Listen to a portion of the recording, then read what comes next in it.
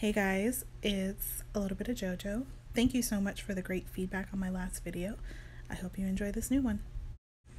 So we are going to be doing another silhouette painting today, this time of Mario from Super Mario Brothers. So here I am going to cut out my stencil from my vinyl. I'm using 651. And go ahead and peel it off. Or I should say, this is the part where you weed it, so that takes off all the excess vinyl around your stencil. And you take off basically what you don't want left behind. So that's the outline.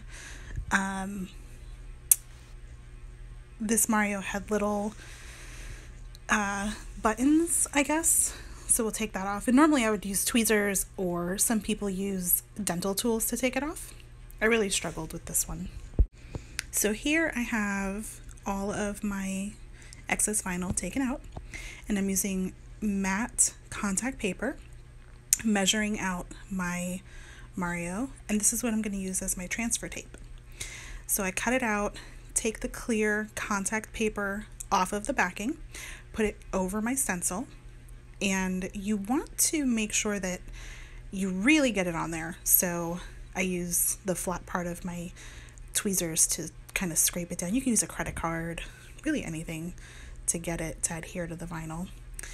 The contact paper does not ruin my table, doesn't ruin any finishes, comes off pretty easy. And so you take off your transfer paper, and line it up on your canvas. Now, Cricut brand transfer tape does have grid marks, which is really easy, but I found that it was a little too sticky for my likings. I had a really hard time getting it off of my surfaces. So that's why I use matte contact paper, and that's something that you can get at Walmart, Target, anywhere really. I've heard the Walmart brand is only 97 cents. But I've had that roll of contact paper for the better part of a year, and I've barely put a dent in it. So now I went ahead and adhered the vinyl to the canvas, and I'm peeling off my transfer paper. And Viola, here we go, it's on there. And go ahead and press down on that vinyl again, make sure it's really on there. And then, I don't always do this, but I do on my bigger stencils like to go back over my guidelines and double check to make sure that my lines are over the vinyl, just so that I know where my center is. So we are ready to do the circle grid. So I'm using just a cheap compass that I bought at Publix, and just marking out some circles. I do struggle with this compass because it, like I said, it was really cheap. It doesn't always properly stay on the numbers that I put it on. So I'm in the market for a new compass. I've seen a couple on Amazon that I might look into the reviews and stuff and ask around. But yeah, I just wanted to make some circles just to keep myself lined up and, you know, make sure I didn't go crazy, didn't go wonky. So we are using Deco Art and Handmade Modern paints and just a plain old white. And I'm using my transfer punch tools as well as some drill bits and my dotting tools. I have my palette, my paper towel. With the Handmade Modern paint from Target, you can paint directly out of the container, which I love. And I you know, you can paint with the Deco Art directly into the cap. You can pour the paint into the cap and paint directly from there. I'll do that on my really big paintings. So here I'm using, and I'm sorry guys, I don't remember the sizes that I used, but I was using a pretty big transfer punch set, and I'm using my smallest drill bit for my smallest dots. And what I do is I do one on each guideline first, and then I fill in between.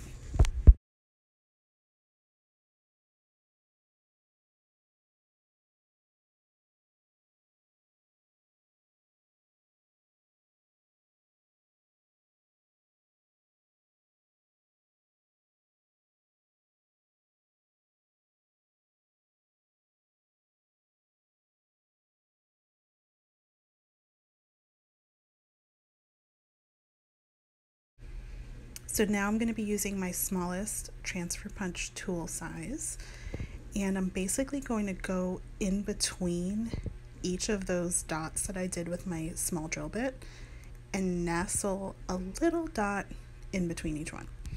One thing I want you guys to keep in mind with the vinyl is that sometimes when you get to the edge of your stencil, you might have to fight with it a little bit to get that dot to show up on the other side of the vinyl. So I went ahead and skipped 3 sizes to get the next size up. And again, I'm going in between each dot and I'm placing a bigger dot right in between. I try my best to stay away from the edges of the previous dots. It doesn't always work out in my favor, and sometimes they do touch. Sometimes they don't, sometimes they do. Just depends on where the paint wants to go. So went ahead and did that all the way around, and then we go ahead and skip 3 more and go up a size, and again just go ahead and nestle a dot in between each one. I've gotten a lot of feedback on my previous stencil post where some people said, no, I couldn't take off the stencil after doing all that work. And I know it's difficult to see the work disappear, but it's really cool to see that negative space left behind. So some advice, you guys, when it comes to your stencils. Oh, real quick, right here, we went ahead and again went up, I believe it was either 3 or 4 sizes in the transfer punch tools, and now I'm working on the blue. And again, I'm still putting my dots in between each of the previous dots. So advice when it comes to stencils. You want to keep your stencil as simple as possible. This is something that I've learned the hard way. You want to make sure that your image is very easy to read, that there's not a lot of minute detail, unless you're doing something really, really, really big. Number 1, you're going to lose the detail when you paint over it. And number 2, your dotting is very detailed. So it's going to be fighting, your image is going to be fighting between the detail of the dots and the detail of the stencil to see which one is going to be shown the most. I don't think it's something that our brains can really process that much detail all at once. So again, that's just my crazy theory. But you really, really want to keep your stencils as simple, as clean as possible, because that's going to be the best way for you to make it where it's easy to read. So I've gone up 1 more size. Each row, I do try to go up at least 3 to 4 sizes, and I try to measure it before I start painting, just to make sure that it's going to make sense and that it's going to nestle properly in between each dot. So I'm going in between, and sometimes I have to rock the tool a little bit to get it around the edge of the stencil. If you paint using any kind of stencil, you'll know exactly what I'm talking about. Sometimes the paint just doesn't want to travel past that edge. So there is my blue. I love the effect that it makes when you're looking at it from the top. I know there's a word for it. It starts with the letter F as in Frank, but I cannot remember to save my life. So sometimes you might have to go over your dot. If you push your dotting tool all the way flat to the canvas, the paint doesn't transfer properly. It almost looks like a little horseshoe. You don't want that. You want your paint to have a nice little bump. It's not going to dry that way. It might flatten out depending on which paint you're using, but you want it to have that little bump when you are painting, not the little horseshoe.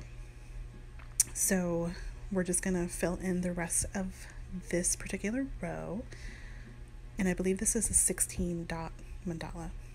And I went ahead and switched to the red, and we're just going to do rings now around the outer edge of the mandala itself. I don't remember the size of the tool. I'm sorry, guys. But when you're doing those outer rings, it's really difficult to figure out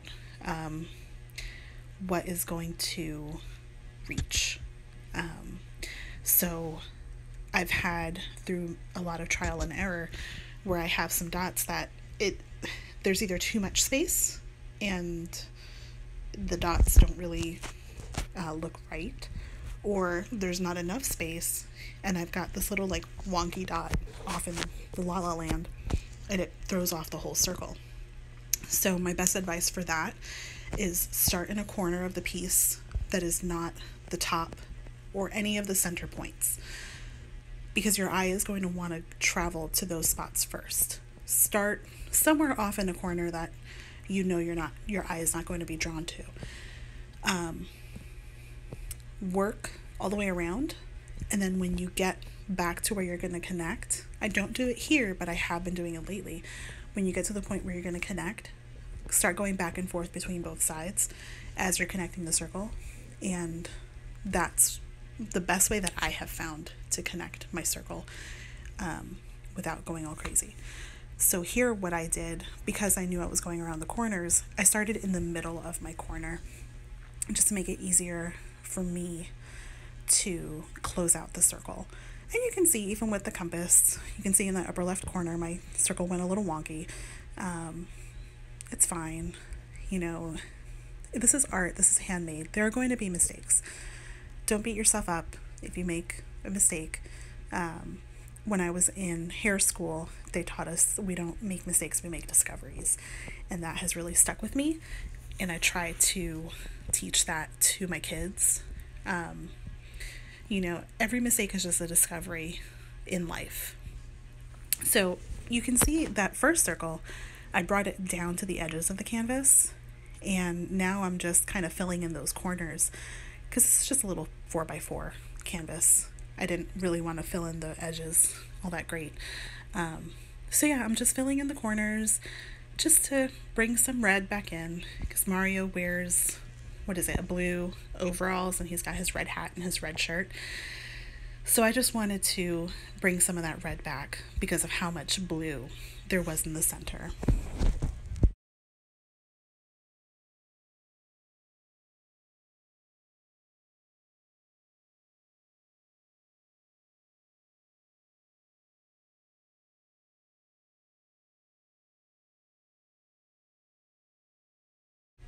Ta-da!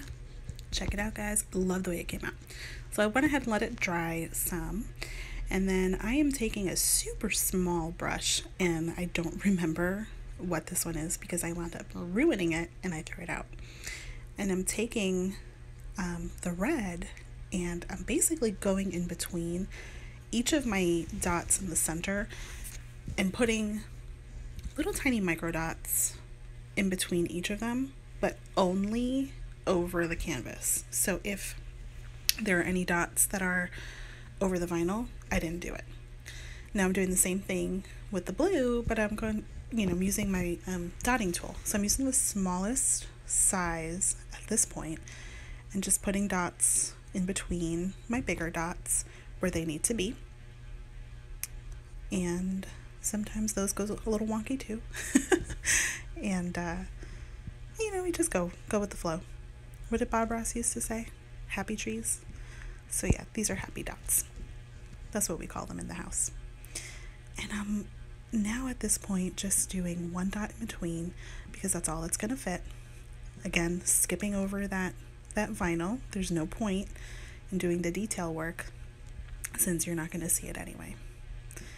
Although there, I did put one because I wanted it to peek over the edge of the vinyl over the edge of the stencil when I pulled that up.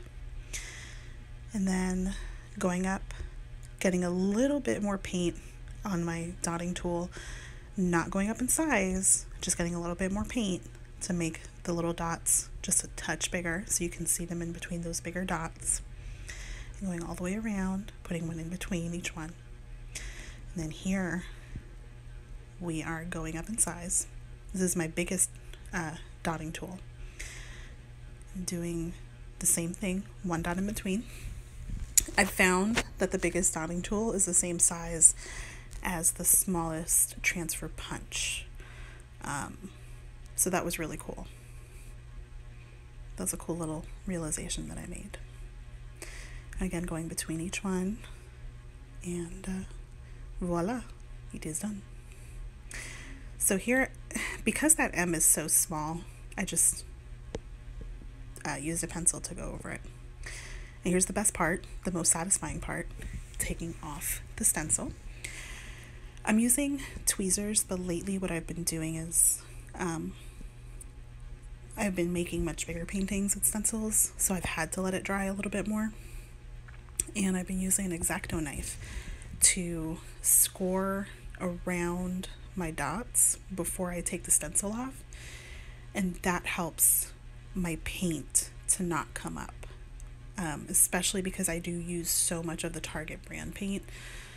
I struggle with it with the stencil, so just be careful, don't cut your canvas, guys, but that is a cool little trick to help you guys out. Just score the edge of your stencil before you take the stencil off. So we're using that same little tool or brush and doing little teeny tiny dots for the M so that we know it's Mario. And again in the red to bring the red in to the painting. Don't judge me by these. I've been doing my voiceover and I realized that my video cut out really fast. So when I was finished, I used my white paint and I dotted all around the edge of Mario. And then I did 3 coats of Liquitex gloss varnish. Let each coat dry for set for 3 hours in between. Very thin coats, and it came out perfect. It came out awesome.